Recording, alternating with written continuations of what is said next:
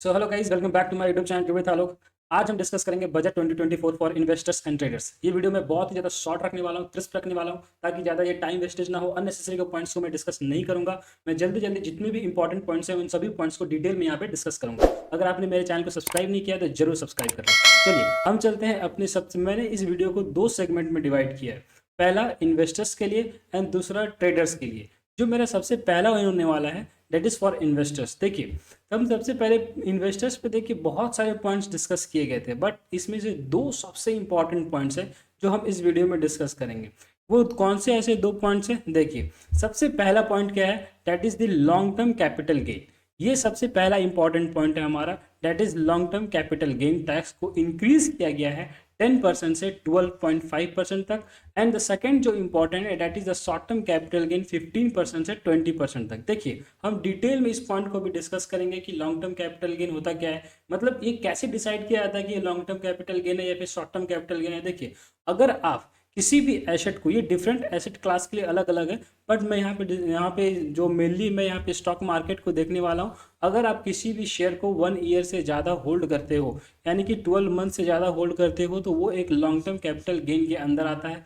देखिए, अगर हम इसके थोड़े से हिस्ट्री में जाए ना, तो पहले लॉन्ग टर्म कैपिटल गेन जो टैक्स था LTCG, वो LTCG 0% था। वो सडनली फिर 0% से इंक्रीज होकर 10% पे आया। एंड नाउ 10% से इंक्रीज करके कितना आ गया है? That is 12.5%। तो मतलब आप यहाँ पे देख सकते हैं कि स्टॉक मार्केट में सर्वाइव करना कितना मुश्किल हो रहा है, not for only for the traders but investors के लिए भी। अगर देखिए, अब इसका एक क्या है ना कि नेगेटिव इम्पैक्ट पड़ेगा, इसका पॉजिटिव इम्पैक्ट तो नहीं पड़ेगा।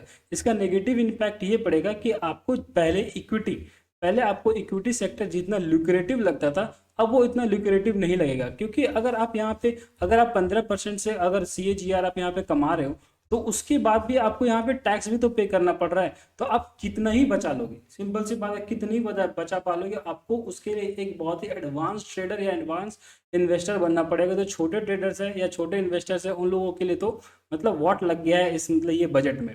तो अगर यहाँ पे इन्होंने ऐसा क्यों किया? देखिए, आपने अगर थोड़ा दिन पहले अगर आप न्यूज़ के साथ अपडेटेड रहते होगे, तो आपने एक पॉइंट सुना होगा। RBI गवर्नर ने एक पॉइंट यहाँ पे ये दिया था कि FD जो है, फिक्स डिपॉजिट्स जो है, वो डिक्रीज हो रहे हैं। तो ये इसमें दिक्कत क्या? अगर यहाँ पे उनका सिंपल सा एक बात ये था कि वो अपने FD को इंक्रीज करना चाहते थे। सिंपली क्या करना चाहते थे? अपने FD को इंक्रीज करना चाहते थे।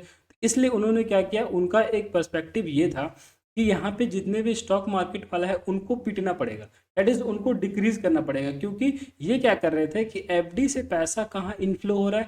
दैट इज म्यूचुअल फंड में। म्यूचुअल फंड से पैसा कहाँ जा रहा है? That is the stock market में। तो FD में यहाँ पे क्या लिक्विडिटी इशू हो रहा था।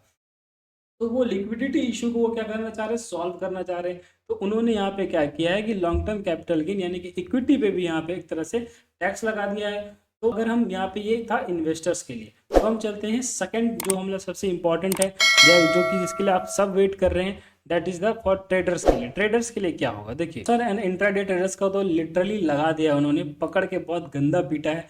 क्योंकि मैं आपको बता दूं, इनके लिए तो मतलब कोई भी मतलब अच्छा खबर है ही नहीं ना ही ऑप्शन बायर्स के लिए। ऑप्शन बायर्स तो ऐसे भी पीट रहा होता है, और ऊपर से इन्होंने लगभग क्या बताऊं, मतलब कि एक लिटरली बहुत ही ज़्यादा पैथेटिक सिचुएशन कर दिया ऑप्शन ट्रेडर्स, ऑप्शन और इंट्राडे ट्रेडर्स के लिए। तो हम यहाँ पे डिस्कस कर लेते हैं। इनके लिए भी दो पॉइंट है जो कि हम यहाँ पे डिस्कस करेंगे, ठीक है। तो इनके लिए दो सबसे इंपॉर्टेंट पॉइंट्स हैं बजट 2024 में। यहाँ पे देखिए, ये नितिन कामत का इन्होंने मतलब अपने ट्विटर पे शेयर किया था कि उनका बजट, उनका जो यहाँ पे STT का कलेक्शन है वो 1500 करोड़ से इंक्रीज होके 2500 करोड़ हो जाएगा, अगर यहाँ पे उन्होंने जो STT को राइज किया है, that is security transaction charges. उन्होंने यहाँ पे क्या किया है, अगर आप इसके पहले के सिक्योरिटी ट्रांजैक्शन चार्जेस 0.01% था, जो कि इंक्रीज करके 0.02% हो गया है।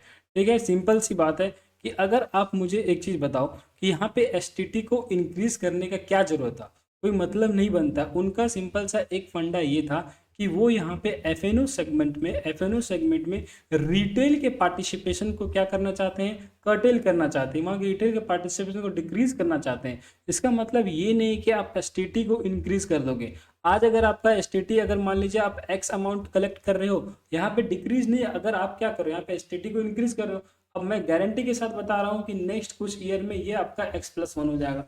कुछ भी परसेंटेज वहाँ पे इंक्रीज होगा, डिक्रीज तो स्टेटी कलेक्शन में होगा ही नहीं। सिंपल सी बात है, क्योंकि गवर्नमेंट इतना बेवकूफ़ नहीं है। उन्होंने सिंपल सी बात है, उन्होंने यहाँ पे क्या किया कि वो उनका कहना ये है कि अगर वो टैक्स को इंक्रीज कर देंगे तो ऑटोमेटिकली यहाँ पे क्या होगा, एफएनओ में रिटेल का पार्टिसिपेशन डिक्रीज कर जाएगा, जो कि ऐसा नहीं होने वाला। सिंपल सी बात है, ये ऐसा नहीं होगा। अगर आपको रिटेल का पार्टिसिपेशन डिक्रीज करना है तो आप एक काम करो ना, कि आप यहाँ पे एक्सपायरीज जो जो एक्सपायरी डेली एक्सपायरी आप उसको रिड्यूस कर दो। आप वहाँ पे एक वीकली एक्सपायरी ला, जो एक एक वीक में सिर्फ और सिर्फ एक ही मतलब इंस्ट्रूमेंट एक्सपायर हो। सिंपल सी बात है, क्योंकि ये डेली एक्सपायरी तो लाया आप ही लोगों ने। तो पहले आप ही लोग यहाँ पे क्या करते हो, रिटेल को लेके आते हो। अब आप ही लोग यहाँ से रिटेल को भगा भी रहे हो। तो मतलब सिंपल सी बात है, यहाँ पे क्या कर रहा है कि हमें, जो कि गवर्नमेंट है, सिंपल सी बात है, हमें फंसाना चाह रहा है कि वो। तो ये थे हमारे सारे इंपॉर्टेंट पॉइंट्स जो कि इस बजट 2024 का इम्पैक्ट जो है ट्रेडर्स और इन्वेस्टर्स से पड़ा है। मैं इसके ऊपर और एक वीडियो बनाऊंगा कि इन्वेस्टर्स को किस किस सेक्टर में अब इन्वेस्ट करना चाहिए, कौन से ऐसे सेक्टर है जहां पे उनको एक क्लोज आई रखना चाहिए। सिंपल सी बात है, ठीक है। तो आप मेरी वीडियो को लाइक करो, चैनल को सब्सक्राइब करो। मिलते हैं नेक्स्ट वीडियो में, तब तक के लिए जय श्री राम।